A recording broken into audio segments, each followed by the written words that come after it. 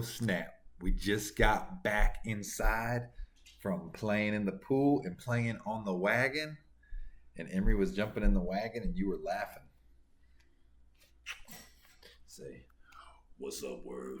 What's up, world? It's okay.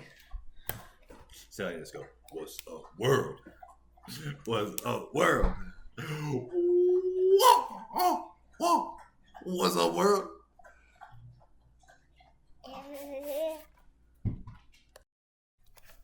What's up, little man? Mama just put you down. I think you had a really good day today. You played with some friends.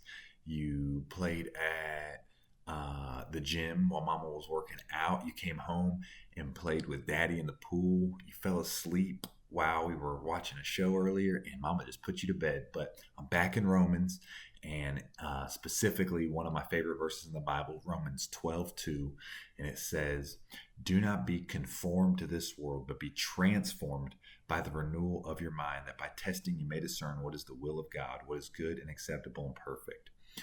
So don't be conformed to the world, but be transformed by the renewing of your mind. So when I think about this Bible verse, I think about the patterns of the world. And a lot of things really hit me hard when I think about the patterns of the world, right? I think naturally there's like this huge way that a majority of people think, like my day and age, and I don't know what they're calling it now when you're watching this, but they call it like a mass psychosis, or like psychosis meaning thinking, and then mass like everybody's thinking the same thing. And because everybody's thinking the same thing, they're doing the same thing.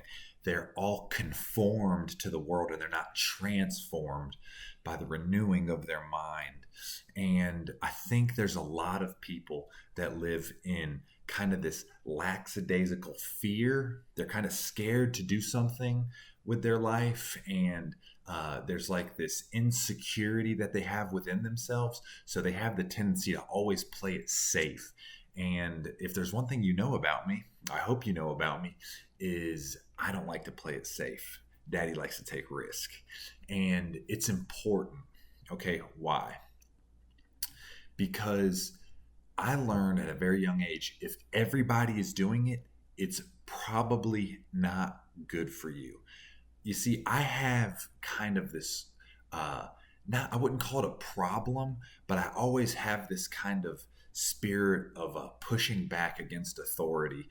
And what I say is I like to kind of test the boundaries of efficiency. So me and your grandpa, we work together in our fishing business, and sometimes we don't see eye to eye on things. Sometimes it's because I don't think things are being done in an efficient way, or maybe he thinks things aren't being done in an efficient way within the business.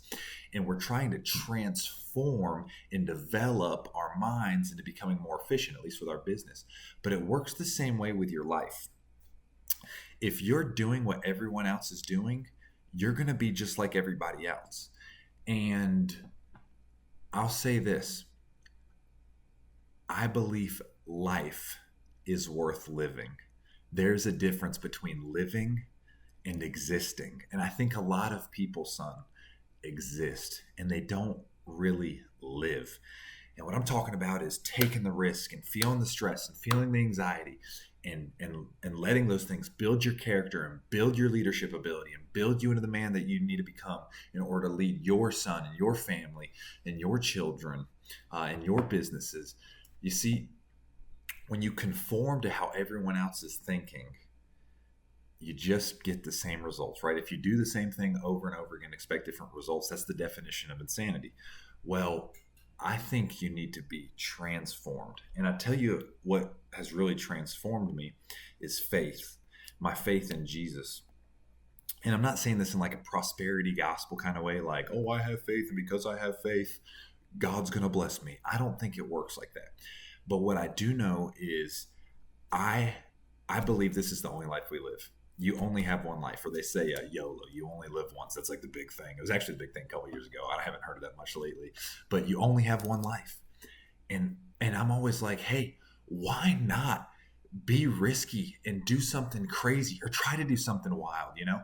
I'll never forget, man, when I first started my fishing business, everybody, and I mean everybody, told me, hey, dude, you're crazy. You're never going to make it. You're never going to make it.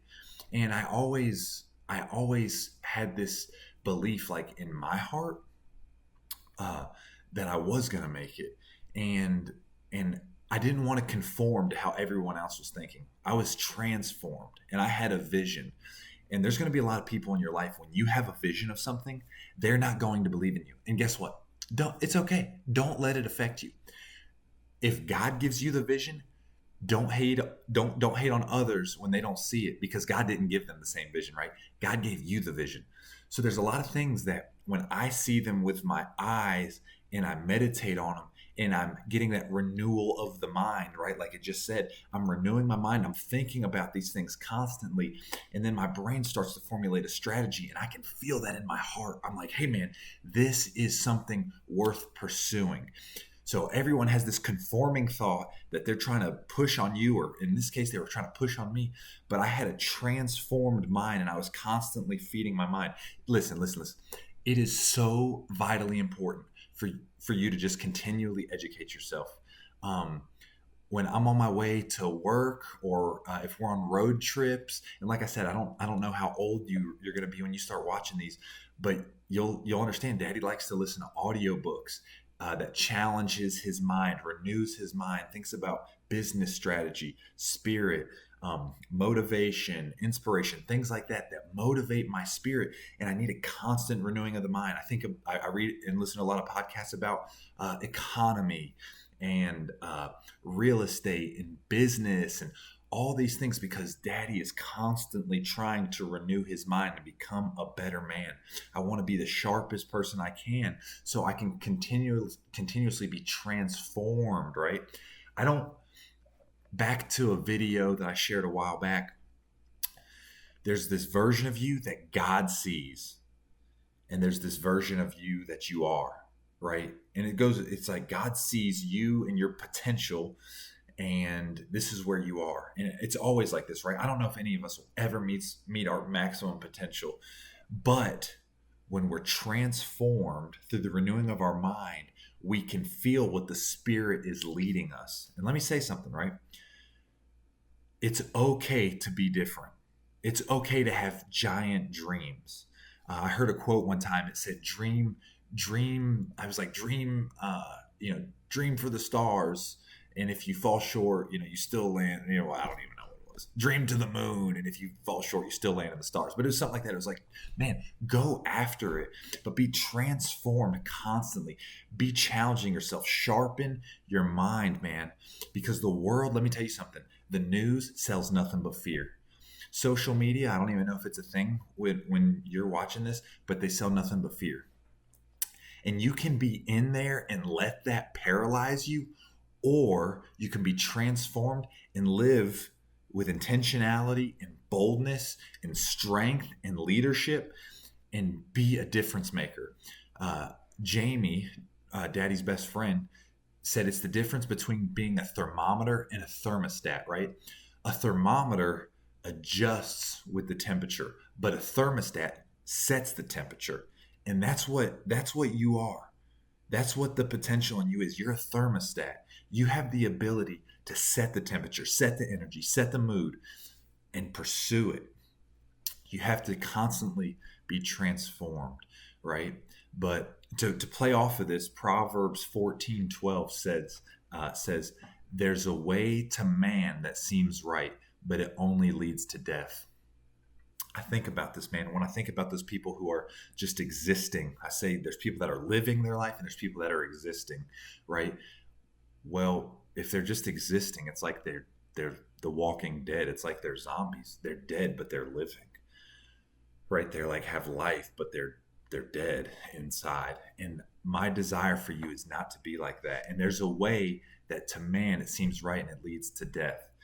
Listen, there's nothing wrong with playing it safe in life. There's tons of people that do that. There's tons of people that are comfortable with that. But I'm saying there is a life worth challenging who you are, testing the fabric of who God made you to be. And when you get in those spaces and you're challenging yourself and you're transforming yourself and you're pressing into the Holy Spirit and you're praying and you have this just built up faith, that's when you're living. It's okay to take risk, man. It's okay to play it safe, but I'm telling you, high risk comes high reward.